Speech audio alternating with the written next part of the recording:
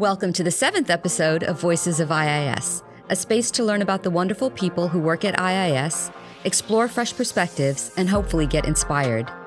After having received undergraduate degrees in psychology and then religion, today's guest joined IIS's graduate program in Islamic Studies and Humanities, aka JIPISH, before reading for an MSc in social anthropology at UCL and earning his PhD in Islamic and Middle Eastern Studies from the University of Edinburgh.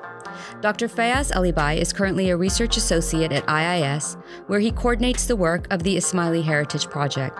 Welcome, Fayaz, and thank you for joining us. Thank you, Selina. It's brilliant to be here. It's brilliant to have you here. Before we get into the fascinating work of the Ismaili Heritage Project, I'd like to go back in time, and I'd love to hear about what inspired you to apply to IIS's graduate program, and then what inspired you to continue on with your studies and pursue a PhD. Thank you. So the first thing about applying to the JIPISH program was I had finished my bachelor's degrees in the US, and because they were in psychology and religion, it so happened that the former director of the institute, Professor Selina Ramji, happened to be my professor at the University of Florida. And when I was looking for a program to do, he said, we're launching this brand new program. You might want to take a look. It might be interesting given your interests. And I thought, I can try, I can look, but it really grabbed me, and I thought this is something I wanted to do for a very long time, because thinking about the faith, thinking about how I'd grown up, thinking about the stories I'd heard about the Ismailis, they felt very personal to me, and so it felt like I should be here at a home, which has become even more of a home over the many years I've now been here. So that's how that started. And then your PhD? The PhD was a long time in coming. I think I'd want to do my PhD from the very beginning. It just so happened that it was a rather roundabout way of getting to it. I ended up getting together and marrying a fellow student in the graduate program.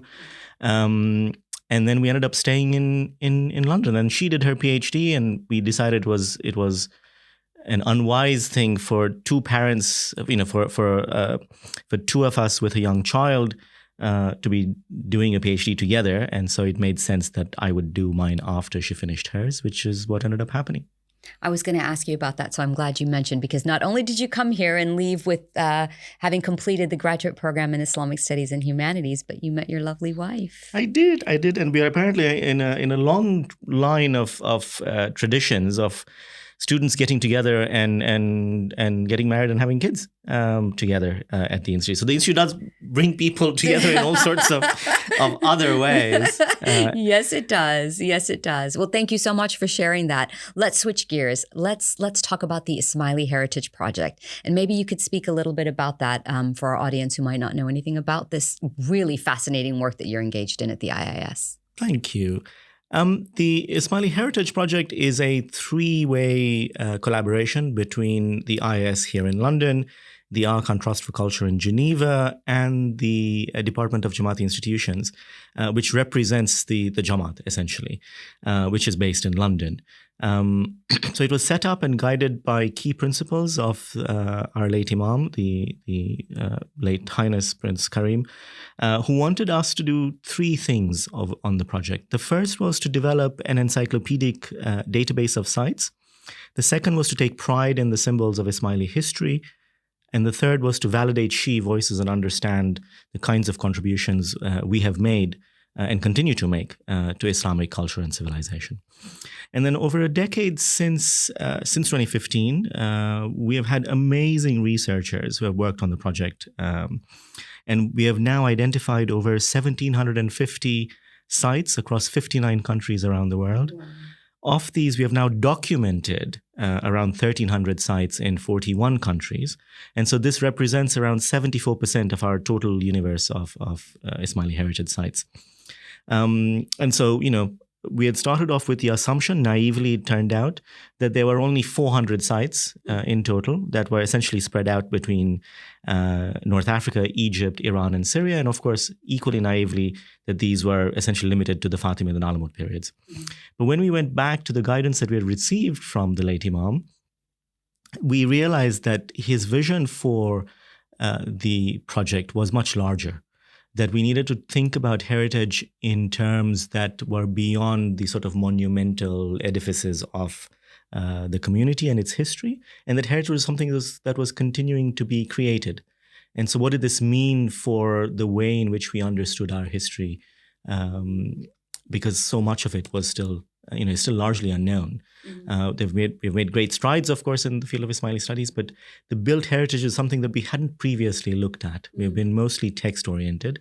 And so this was a really fresh opportunity to behold a new perspective, really, on where we locate ourselves. Mm-hmm. That's really interesting, the way you spoke about heritage. And I was going to ask sort of what we mean by heritage and why is it important. But I think one interesting thing, and maybe you can sort of share a bit more on that, is this notion that heritage it's something that's constant. It's not something that's in the past.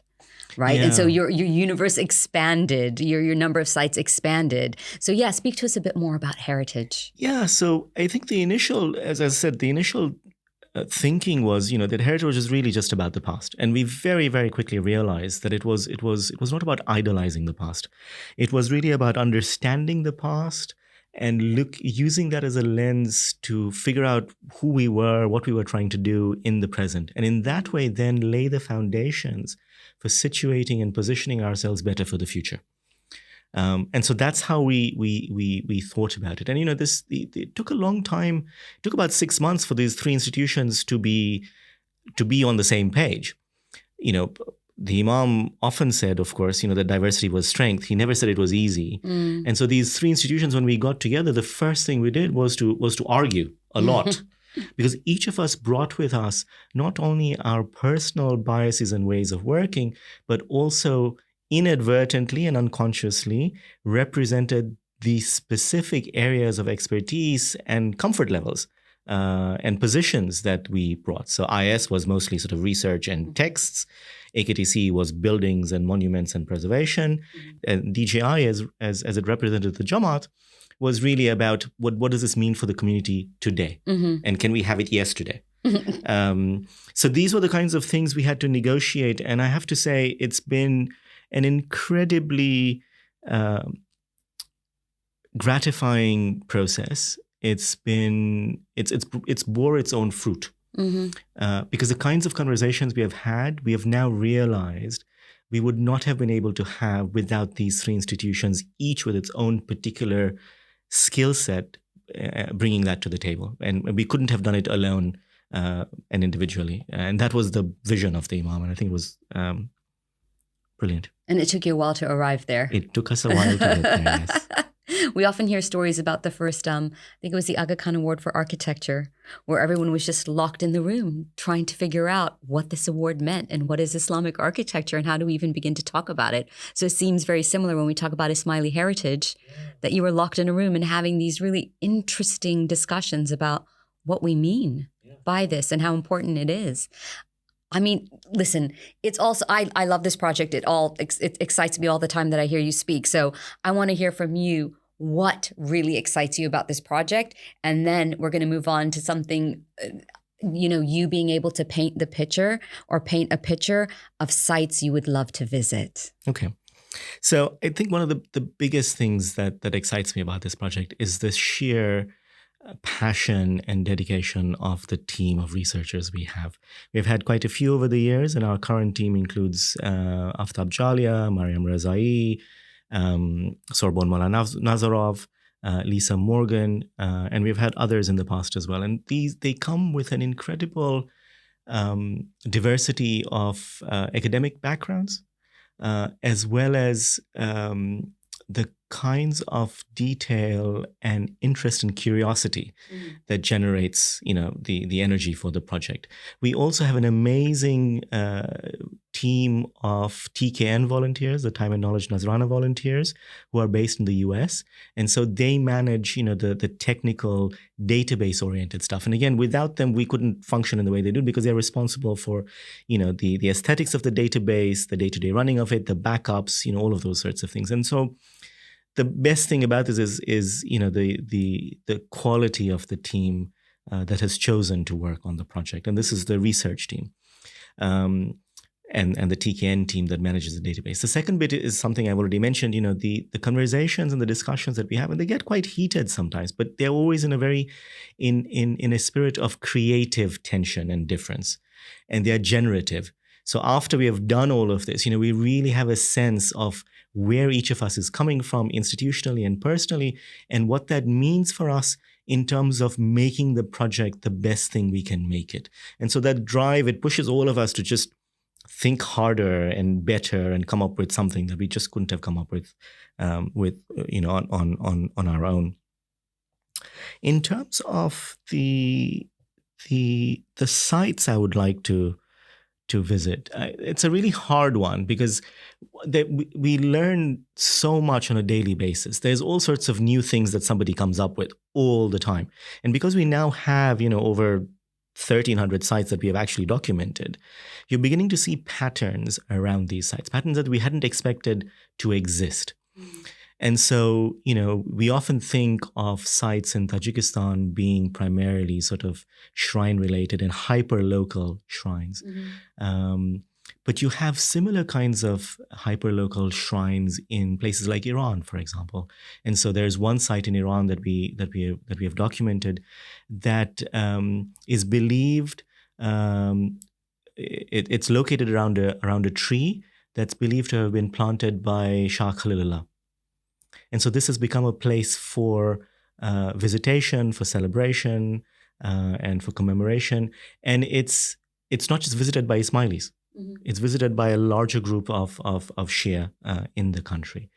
And so, that's been really interesting to see. It's also been interesting to see sites that we wouldn't normally have expected Ismailis to be in.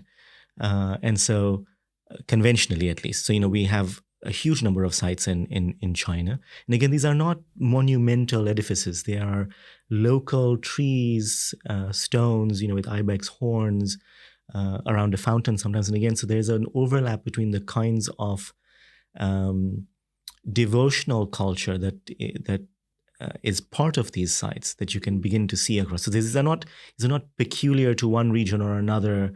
The distinctions between high and popular culture are broken down. It's not that one of them is more important than the other one. All of them represent some kind of emotional connection and devotion to the faith. Now tell me, where would you go? If you could go anywhere and visit any of these 1,300 so far and counting sites, where would you go? I think the first one I would go to is Alamut. I'm obsessed with Alamut. Obsessed with Alamut. It's very rare that I can get away from talking about it in some way, shape, or form. I think partly, of course, it's formed from a core childhood memory around what Alamut meant, and the devotion, the kind of difficulties also that the community faced at that time, because Alamut was, of course, not a contiguous state like the Fatimid state was. And it's associated with a period in our history where there's an enormous amount of flux, and so it's one of those places where you really see the resilience of the Jamaat in that period of time, and so and of course it's got all the wonderful legends, of course, that despite the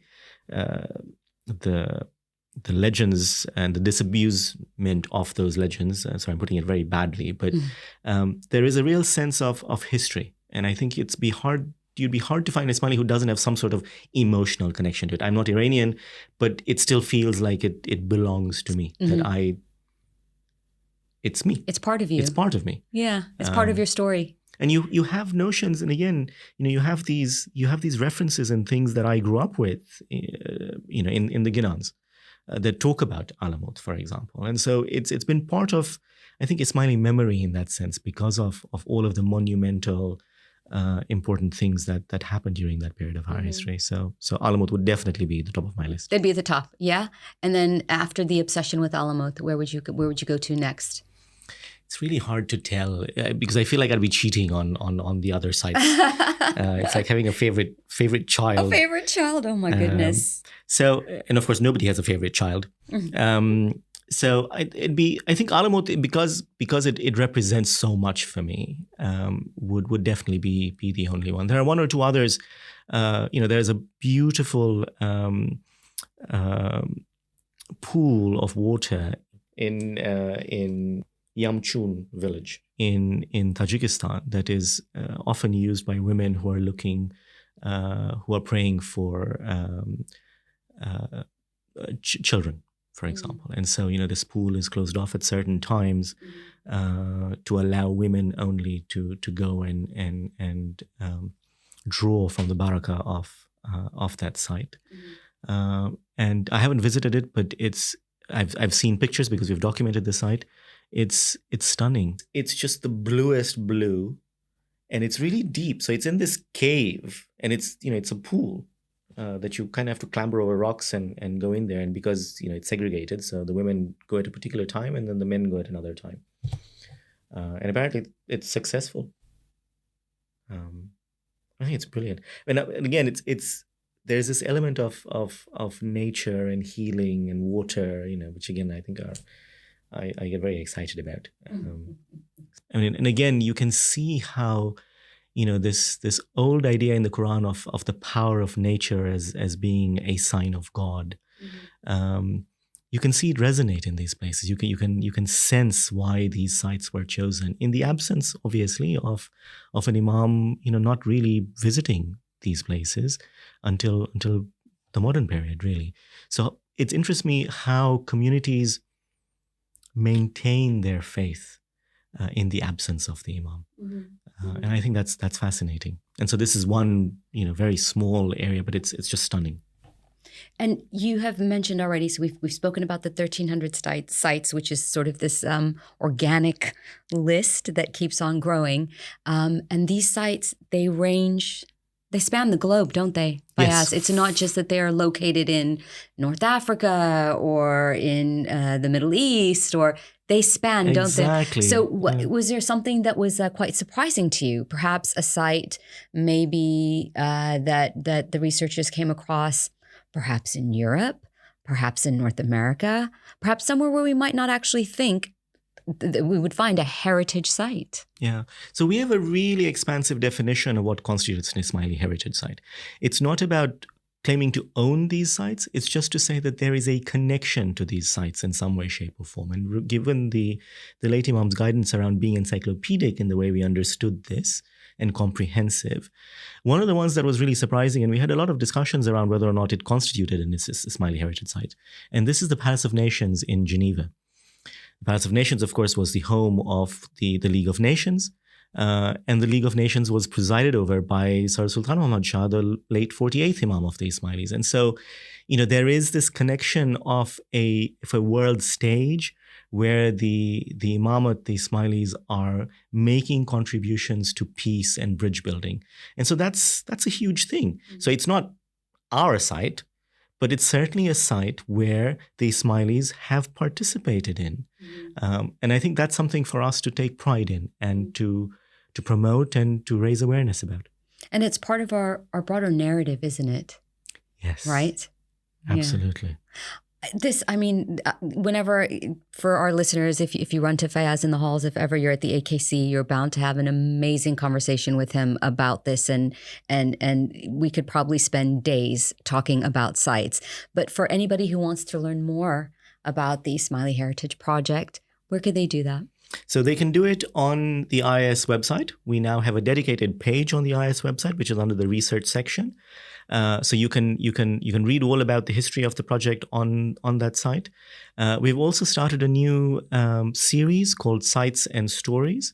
And essentially what the Sites and Stories page does is to provide really accessible, engaging, beautifully pictured examples of just some of the 1,300 sites we have documented. So that's called Sites and Stories, and we have got things from the Palace of Nations. That's one of the first sites that we actually published and wrote about. We have the Ismaili Center in Tajikistan.